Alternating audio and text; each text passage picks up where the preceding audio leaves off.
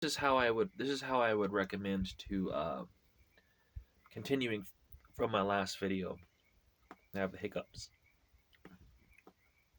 This is how I would say that you can that if you're someone who has never experienced true extreme minimalism before, and you're like, oh, how would I get there? Pick a room in your house, and or a space. It doesn't have to be a whole room. It could be a space the size of a car somewhere in your house, and live in that space with what you can just carry with you. And I would recommend to start with a bicycle that has 4 bike bags, maybe 5 or 6.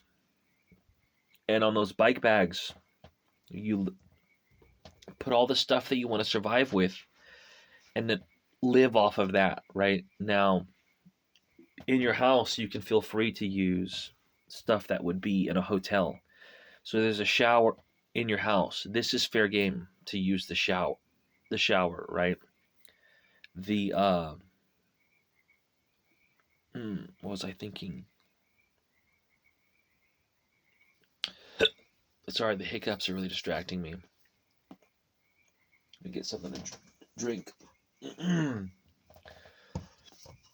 There's a kitchen in your house with a frying pan and chemicals to clean the frying pan, and uh, and a scrubber. That's something that would be in a hotel.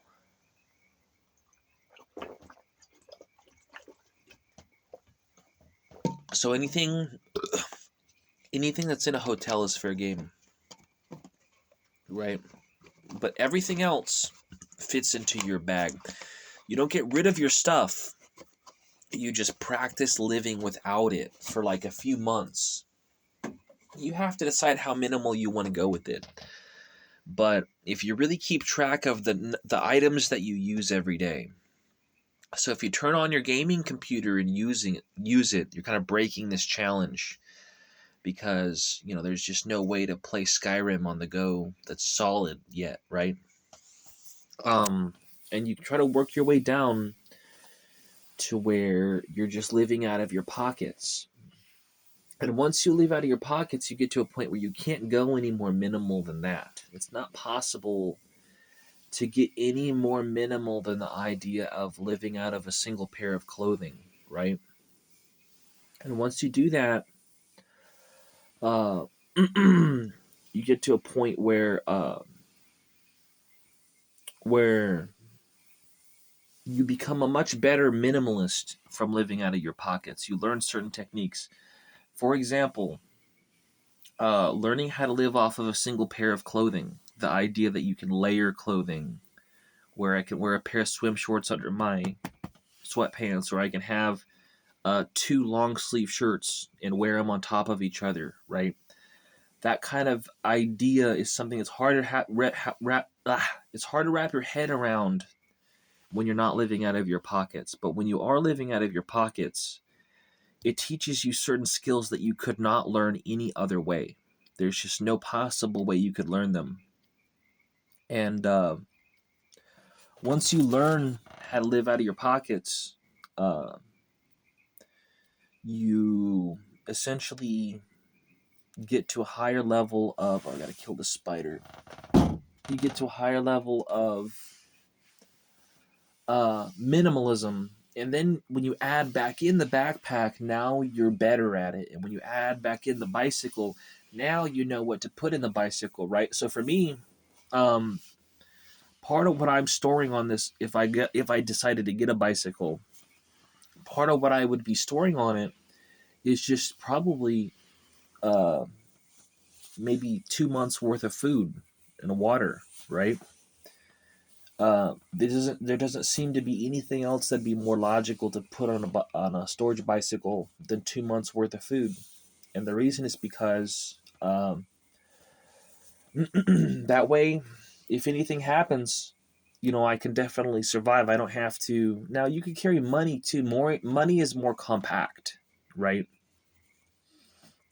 Money is indeed more compact, but then you have to live near the store because you're relying on going to the store every day to get food, right?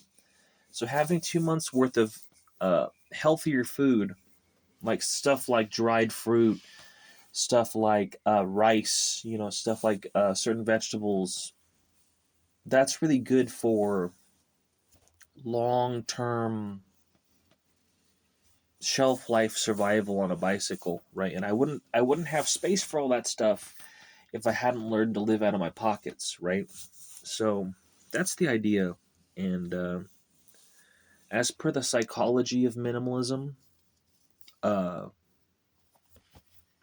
lots of people have lots of different reasons for why they are interested in extreme minimalism. And as someone who has reached like the very edge of extreme minimalism, I want to say that there's a lot of misunderstanding about it. First thing I want to say is that you shouldn't judge someone else's minimalism. Like their relationship with minimalism is personal to them, and uh, there's often two camps where like one person will say like, "Oh, you're not minimalist enough," and the other camp of person will say, "Oh, you're crazy for being so minimalist," and it's oftentimes that no one's ever satisfied with your level of minimalism, and it's because they have their own view of how they think minimalism should be. It's personal to them, and you shouldn't really judge someone else's journey with minimalism. But as someone who I am convinced that I have gotten to the very edges of what minimalism can safely be, uh, I would say that it's given me a unique perspective on like what life is and what survival is and what it means to exist as a human. I mean, when you live out of your pockets, you realize how limited you truly are, but you gain this resourcefulness and you become very different when you kind of, because I mean, everything you do throughout the day has to be done with what you can carry in your pockets. So if it's not doable with a smartphone, it's not doable, right? If it's not doable with the multi-tool in your pocket, it's not doable, right?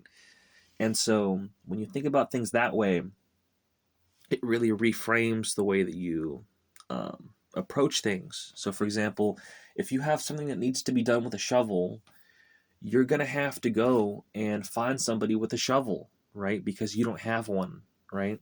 So there's all this way that you have to change the way that you think that completely opens up a new set of skills that you take with you for the rest of your life. And that's why it's definitely worth it to try the experiment that I've described in these two videos, even if you're never going to do it for the long term. Learning these skills will change the way your brain operates and teach you skills that you just couldn't learn otherwise. And I guess I might do another video about that.